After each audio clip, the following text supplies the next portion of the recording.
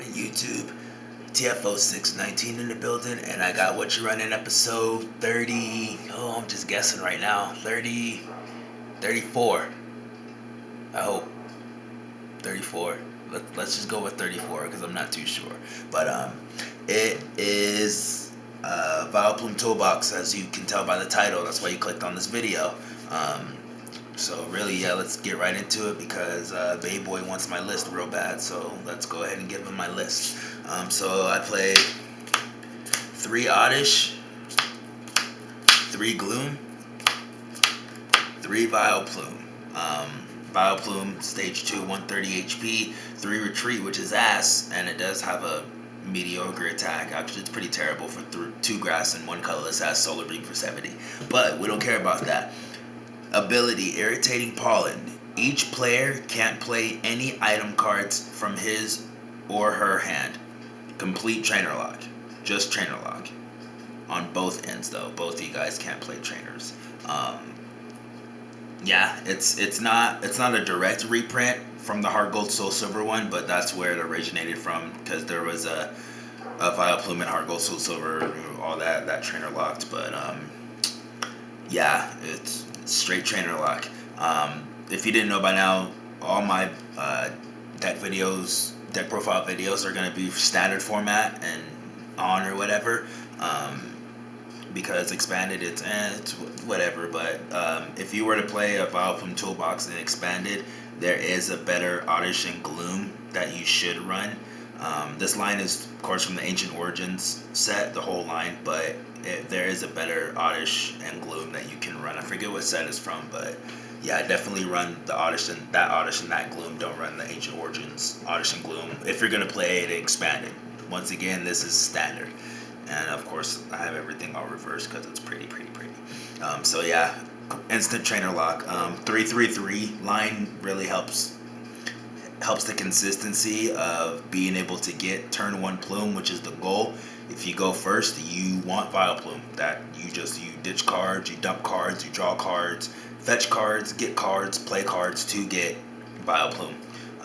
Turn 1, and it's fairly easy to get the turn 1 plume, and it's devastating to be able to get that. Yeah, so 333 is really just, that's just the core of it. It's so good. And then of course, since it's a toolbox, if you guys remember way back in the day, I should play Fairy Toolbox with the Aromateas moving the energy around, and I should play a bunch of different EXs. This is kind of like that, but it's more of a lock deck. So my attackers are 2 Jolteon EX. I know that there's some expensive cards in here, but I do play 2 Jolteon EX. 160 HP. It has Swift for 30 for 1 lightning energy, and it goes through everything no matter what. But we really use the Flash Ray for a lightning and 2 colorless. It hits for 70, and during your opponent's next turn, prevent all damage done to this Pokemon by attacks from your opponent's basic Pokemon. Excuse me. So yeah, it can just wall complete EX decks and stuff like that. It's really good. You guys seen what the hype is about. Has no retreat cost, which is amazing. And yeah, so we just play 2 Flash Ray Jolteon, and then we play 2 Crystal Ray Jolteon. That's why it's sleeved in the Evolution sleeves. Get it? Because I play the Evolutions. But yeah, we play 2 Glaceon EX, 170 HP, and it does have 2 retreat, but that's so we have ways around that. Its first attack is Second Bite for a water and a colorless. It hits for 20 plus, and it says this attack does 10 more damage for each damage counter on your opponent's active Pokemon. So it can hit for really high numbers. I've got plenty of knockouts with the second bite. After Crystal Ring, whatever, and then just Second Bite for knockout. But it's really good. And then for a water and double colorless, the Glaceon has Crystal Ray. So Flash Ray for the Jolteon, Crystal Ray for the Glaceon, and it says during your opponent's next turn, prevent all damage done to this Pokemon by attacks from your opponent's evolution Pokemon. So if your opponents like to evolve or it's a deck based around evolutions that attack you, then swing with the Glaceon and try to just wall them out. So you see the combo there, trainer locking them, and then playing the Jolteon and or the Glaceon to, depending on whatever you need for your situation. It just seems really, really good. Of course, for draw power, we play 3 Shaman EX for setup. I know this card's expensive too, but we just Pokemon didn't leave us no choice but to play these cards. We don't have a choice. We don't have a choice. And Octillery is not a substitution for Shaman. It's just not. It's not a substitution for Shaman. So, you hop on the train or not. Wow, that rant was really anger issues, right? 3 Shaman EX for the setup, and it does have Sky Return. And then, yeah. The one-ofs Pokemon that I play 1 Manaphy EX for Aqua Tube, really. Each of your Pokemon that has any water energy attached to it has no retreat cost. So it's like Darkrai, but with water energy and not as much HP, of course, because Manaphy's squishy. And it does have an attack. It has, for 2 water energy, as Mineral Pump, and it's heal 30 damage from each of your bench Pokemon, and it hits for 60. So, I mean, I guess you really could swing with it if I really wanted to. Granted, whatever the situation is, but yeah, I mean, I really don't want to, but I guess I could. Another Pokemon that I run is Trevenant EX. Trevenant EX is for Greninja and locking stuff into the active spot, because it has for 1 grass energy, it has Dark Forest and it hits for 20, and the defending Pokemon can't retreat during your opponent's next turn. So it just really just puts them in the active spot and just locks them. Like, you can lock Hoopas and stuff like that. But the actual attack down here that we want to use for those pesky Greninja decks and all that other water stuff, Kyogre and all that good stuff, is Wood Blast. For 3 colorless, it hits for 50 plus. And it says this attack's damage does 20 more damage for each grass energy attached to this Pokemon.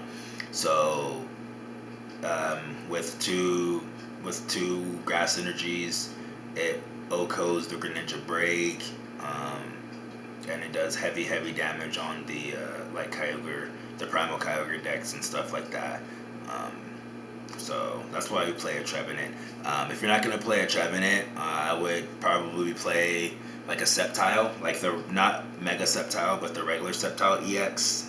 It has a 2 energy attack cost, and it could put your opponent to sleep, and it poisons them, puts them to sleep and stuff like that. But if you don't own a Trevenant, I would try Sceptile. But I like Trevenant a lot more in a deck like this because it can OHKO all the water grass, with the grass weak water type Pokemon. I'm sorry. Then we play a Evital EX because who doesn't like energy stacking Pokemon? The card has been everywhere. Evil Ball does 20 plus 20 for every energy attached to both active Pokemon, and then it has Y Cyclone to help preserve your energy, and it's dark and double colorless, and it hits for 90, and then you move an energy from this Pokemon to one of your bench Pokemon. So it's good, against like the Mewtwo's that want to stack energy, and anything else that just want to stack energy, and anything really weak to dark, like it pretty much obliterates it. So that's why I play that. I play a Magearna EX because Magearna EX is awesome. We usually play it for its ability. It has Mystic Heart. Sorry, these full arts are so bright. Prevent all damage prevent all effects of your. I wish it was all damage. Prevent all effects of your opponent's attacks except damage done to each of your Pokemon that has any metal energy attached to it. Existing effects are not removed, and then has Soul Blaster for 120, and then during your next turn, Soul Blaster's base attack base damage is 60, with 1 retreat and resistance to psychic and stuff like that. But we really just play it for the Mystic Heart ability. A lot of stuff out there wants to use special conditions as their effect or whatever, and this just says no. And I've liked this card even before it was in the Winning Worlds deck, but yeah, so I play a Magirna EX, and it also helps with the fairy matchup as well, honestly. If I'm not swinging with Jolteon or whatever, like since fairies are weak to steel or metal or whatever, um, the Soul Blaster is really OHKOing everything. So, yeah. And then our non EX attacker is a Fright Knight Evital. Um, as long as this Pokemon is your active Pokemon, tools have no effect. All tool cards in play have no effect. So it stops those pesky flow stones and those um, fighting fury belts that are going to be played everywhere since we lose Megaphone and Xerosic. But then for a dark and double colorless, it has Pitch Black Spear. It does 60 to the active and then 60 to a benched EX. So sniping is really good. And as you can tell by the theme, that's all the Pokemon we play, but you can tell by the theme of how the deck is, all the Pokemon attack for like a specific energy and then a double colorless. Lightning, double colorless, water, double colorless, three colorless, so it could be anything really. A dark, double colorless, steel, double colorless, and then a dark, double colorless. So, yeah, that's all the Pokemon that I run for the different situations, but really you're just going to try to lock them with one of the Jolteon evolutions. And that's all the Pokemon that I run. Going on to the supporters and the trainers. Supporters, I play 4N to help set up the turn Plume.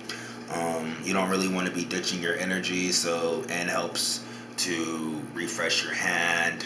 It helps with defensively, if they take a prize or whatever, to end them into all trainers. And turn 1 is really good too as well. To help, get the Plume and help mess up your opponent. So, but it's really mainly, we want a lot of avenues to where we don't have to ditch our energy, because our energy in this deck is really, really precious. And 4N helps us not be able to have to waste them on Ultra Balls and stuff. Play 3 Sycamore because sometimes you just need to ditch your hand and draw 7. Sometimes you play your hand out, or you have a bunch of items and then you just need to just kind of dig into your deck. So I do play 3 Sycamore. I play 3 Ninja Boy. Ninja Boy is really, really good in a deck like this because it lets you switch your active Pokemon, shuffle it back into your deck, and then get a new basic Pokemon. And you're going to be used on a basic Pokemon, and it's really good, if you are, flash rating, and then that they're going to try to attack you with an evolved Pokemon next turn. You can Ninja Boy your Jolteon out, and then put up a Glaceon, and then Crystal Ray for the knockout, and then boom, their evolved Pokemon can't attack.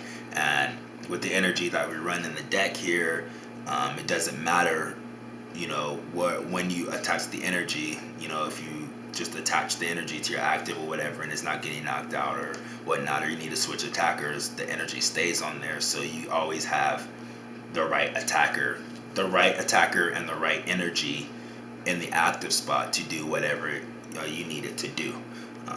So 3 Ninja Boy is really, really, really crucial, and it's really, really key to dictate which Pokemon that you actually need to attack with during whatever that turn is. Play 2 Lysander, pick and choose your knockouts, of course. Really, that's like the most that really can be said with that. And that's all the supporters we run. Just 4N, 3 Sycamore, 3 Ninja Boy, 2 Lysander. Let's get it, since we lose AZ. So we gotta make up the spots with that. Onto the item cards now. We play 4 Ultra Ball to help get the turn 1 Plume and to search out any other Pokemon that we need, Shaman or Regirna, whatever we need. But it just helps with the consistency. I play 3 Level Ball also to help with the consistency of getting the turn 1 Plume. I used to play 2, but I upped it to 3 in order just to make sure, because there's a lot of times where I was like, I need that Gloom, I need it, and I didn't have the the Level Ball really to get it. So I play 3 Level Ball, 4 Ultra Ball, 3 Level Ball, really just to help with getting the turn 1 Plume, which happens fairly often. And then I play 4 Trainer's Mill to help find all the item cards and all the supporters or whatever I need. Just Trainer's Mill is just so OP, just in digging and finding whatever you need.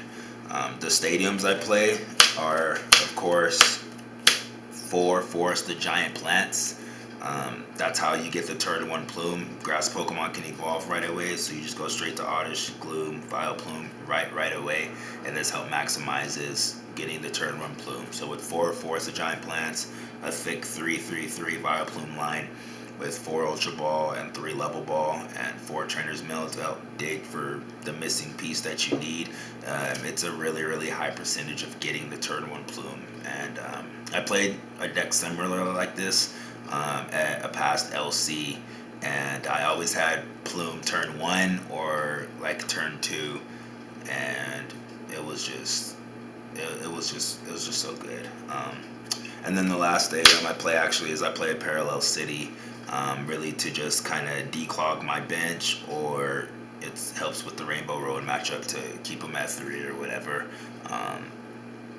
But it's really mainly to kind of just get my Shaman off the board or whatever, and just have a couple of attackers and a Vileplume set up if I can't get 2 Vileplume set up, and just kind of just go from there. I play 2 Floatstone since it's standard. Why not? Gives everything free retreat. It helps empty your hand. You can, if you're able to get the turn 1 Plume with the Floatstone on it, because they're going to try to Lysander to kill it, or Lysander it to stall for as many turns they can to try to build up a big attacker and knock out whatever the threat is, or to just try to top deck into whatever they need. So since it is standard, I do play a couple of Floatstone in order to put on Plume, or even Floatstone like whatever my active is, because you can Ninja Boy into something else and that the Floatstone still stays, so it'll still give everything the free retreat. I guess besides the Evital Fright Knight, but that's what Manaphy's for, so yeah. And then for the energy line, I play 4 Rainbow, 4 Reverse Rainbow, 4 double colorless energy, and then I play a water as opposed to a lightning. I play a water because I play Manaphy, and the 1 water energy attached anywhere will give that Pokemon free retreat. So in a sense, if my Vileplume is stuck in there, instead of trying to waste a rainbow energy to retreat it, I have that 1 basic water energy to attach on it and kind of just give it the free retreat, with the Flowstone. So that's what my thought process was with that, is playing the water instead of the 1 lightning. So yeah, there's really not much more to say about it.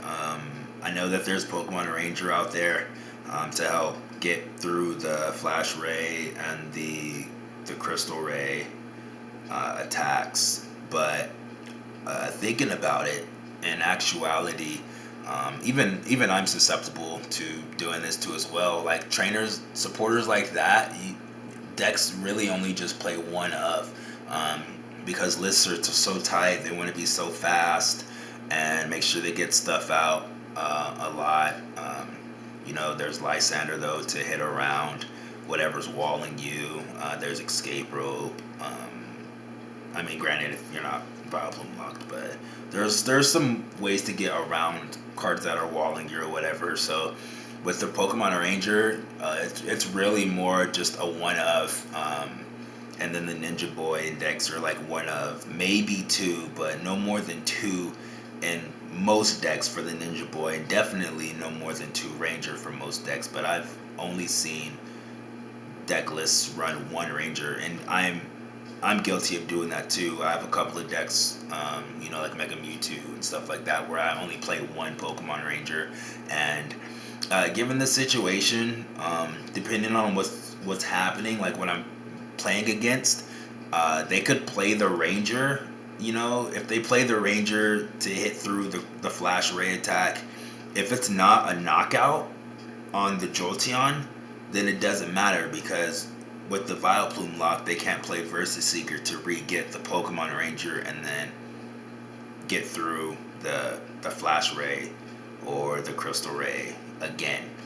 So if they're gonna play the Pokemon Ranger to get the 90 damage or the 110 on it or whatever on whatever's walling them, then what's the point?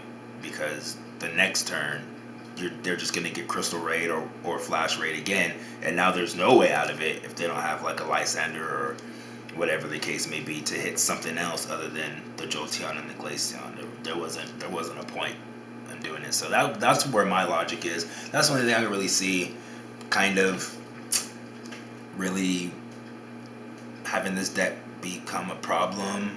Giratina, I can see being a problem if they're able to set it up pretty fast, which is likely. So every deck kind of has its bad matchups, but a deck like this has pretty good matchups across the board, and especially getting the trainer lock up. It doesn't really matter for you because honestly the deck is just really the ball engine. So if you're able to get your turn 1 plume, it don't matter because all you have left is like Ultra Ball, Level Ball, and then Trainer's Mail. And I mean, if you haven't played your Float Stones, that or whatever, but everything else, you can still play.